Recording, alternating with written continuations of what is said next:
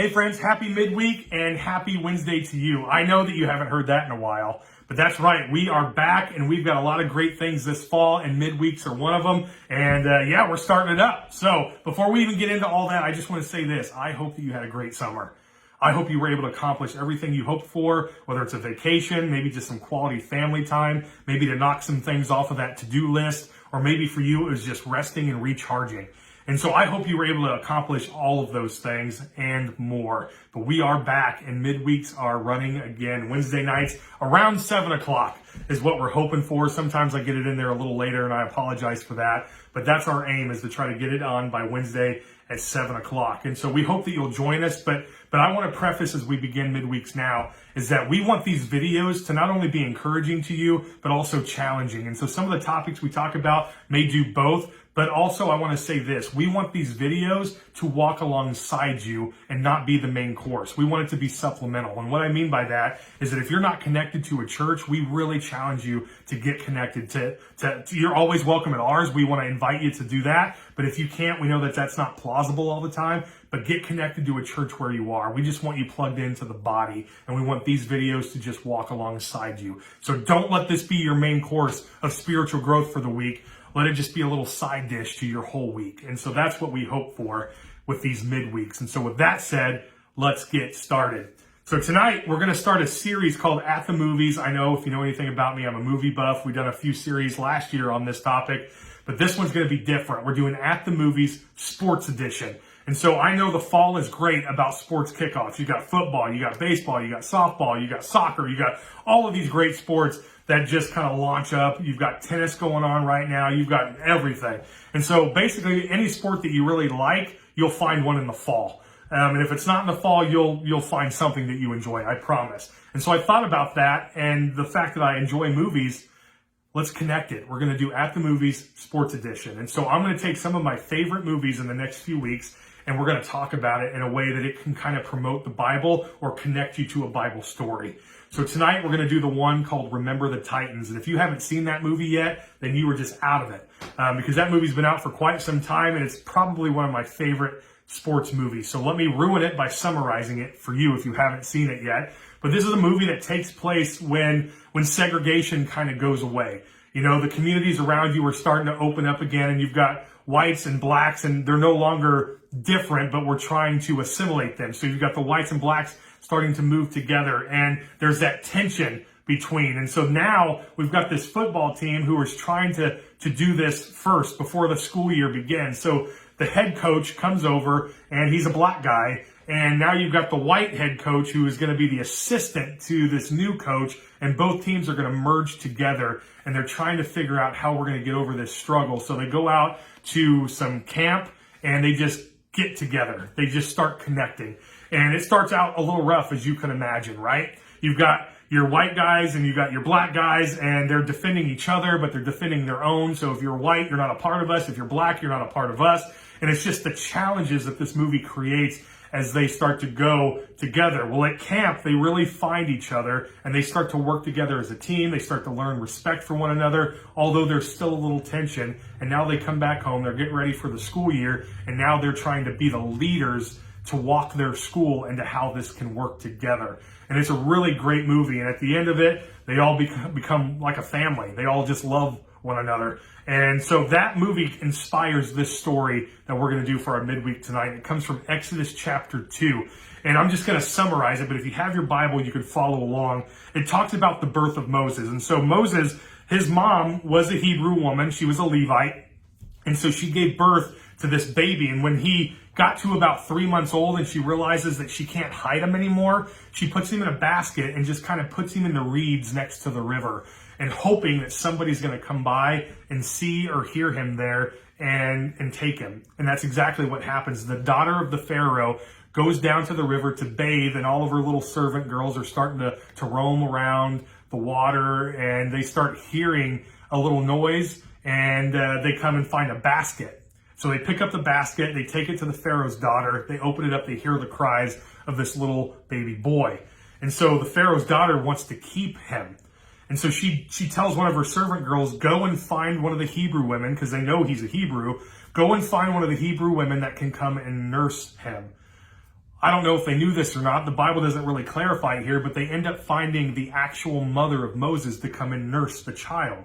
So she is now reconnected to her child. She is nursing him. And then when the child is of age and no longer needs to be nursed, she gives him back over to the Pharaoh's daughter to raise as her own. So this Israelite boy is now being raised by an Egyptian woman. So you can see some of the cultural challenges that are going to be faced here. And so as he starts to grow up into the Egyptian culture, he never forgets that he was born an Israelite. And so I don't know if the Pharaoh's daughter reminds him of that, if the slave people that work in the palace, that work for the Pharaoh, if they remind Moses that he is an Israelite. I don't really know, but we know that he knows he is an Israelite. And we know that because you see in verse 11, now he's grown up. And look at verse 11 of Exodus chapter 2. It says, one day when Moses has grown up, he went out to his people and he looked on their burdens and saw an Egyptian beating a Hebrew. So he goes out and he's just looking at the barren land. He's looking at his people who were slaves to Egypt, just being mistreated, being tortured, and just being slaves. And so he goes out there and he has pity on his people. And in the process, he sees an Egyptian beating an Israelite. So put this in perspective of the movie, right? You're the white people, you're the white person, you've been on this football team, maybe you were an all-star there, and now all of a sudden this black team is coming into the community and they're telling you, you have to coexist. The government is saying that there is no more of this, there is no more segregation, we're going to become one people. So now the schools are no longer separated, but rather they're consolidated. And you get these guys, and when you were the star of the team, this guy over here is much better than you, and you're learning to simply share life. And so there's challenges there, but you never forget who your people are. And so as you grow up, although you may like this guy, but if they mess with your white brother, you're going to be upset. Or if they mess with your black brother, you gotta feel like you've got to defend them. It's kind of just like a family, right? You're allowed to pick on your brother, but nobody else is allowed to pick on him. And if you pick on my brother, then that's fighting words and we're going to go at it. That's the concept here. So when Moses sees that one of his people is being mistreated by an Egyptian who is also kind of his people, Moses is kind of stuck in the middle. So he looks around and he ends up going and killing the Egyptian, what he thought was the right thing to do. And then he buries him in the sand and they go along their way. He assumes nobody has seen anything. Well, as you progress through this story, you're going to see that he comes across another fight. This time it's two Israelites fighting each other. And Moses asks the question, what in the world are you guys doing? And they start to kind of explain it. And he looks at the guy who is wronged and he says, so what are you going to do? And he goes, you guys need to knock it off, essentially. And they said, why? What are you going to do? Kill us like you did the Egyptian? And now Moses knows he's caught. And he thought what was a secret is now exposed. And he's like, oh, that's the case. It's going to get all the way back up the line to Pharaoh. And it does. But Moses has already tucked tail and ran, right? He runs away. And now Pharaoh is seeking to kill him.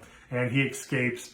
And then God does some incredible things with the life of Moses. But what are some things that we can learn about this story? Well, if you go all the way into the New Testament, you see this same tension take place. It's not Moses with the Israelites or Moses with the Egyptian, but it's the Gentiles with the Israelites. It's the Gentiles and the Jews. And as we grow up into the church, you see this battle coming all the time. And I don't know what you look for when you come into sharing life with people, but there may be qualities in someone that you just don't care for.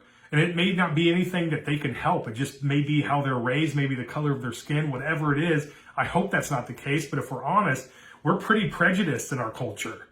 We really are. And there are things that we like about people and there are things that we don't. And we even, if we weren't afraid to admit this out loud, you would probably cast judgment on people that are around you in your own church. And you would say things like, how in the world are they sitting over there? I know where they were at last weekend, or I know what parties they went to over there, or I know what they did 10 years ago, whatever the case may be. And that prejudice begins to come out. And we forget that under Christ, he came for everybody. He came for everybody. The Jews, the Gentiles, the Greeks, the blacks, the whites. He came for everybody. And nobody is beyond the grace of God. And so I hope that if you haven't watched Remember the Titans, that you go and do that. It's a great movie. And if not, get into the Bible, read the story about Moses, and then challenge yourself to even go further. See the struggles between the Jews and the Gentiles. See the hatred they had between the Samaritans and the Jews, and just watch how as they tried to assimilate into this idea of Christendom, they had their struggles too. And so in our culture, we think that racism is this new invention or this new idea, but it's not. It goes all the way back to the very beginning.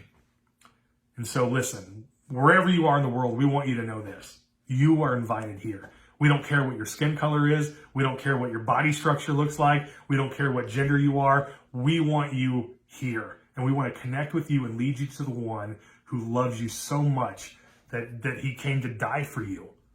That's what we want. And so we hope that this video is a great way to start off our new season of Midweek. And we look forward to seeing you this weekend, Sunday morning at church. And if not, we'll see you next Wednesday at our next Midweek. Take care, guys. Have a great week.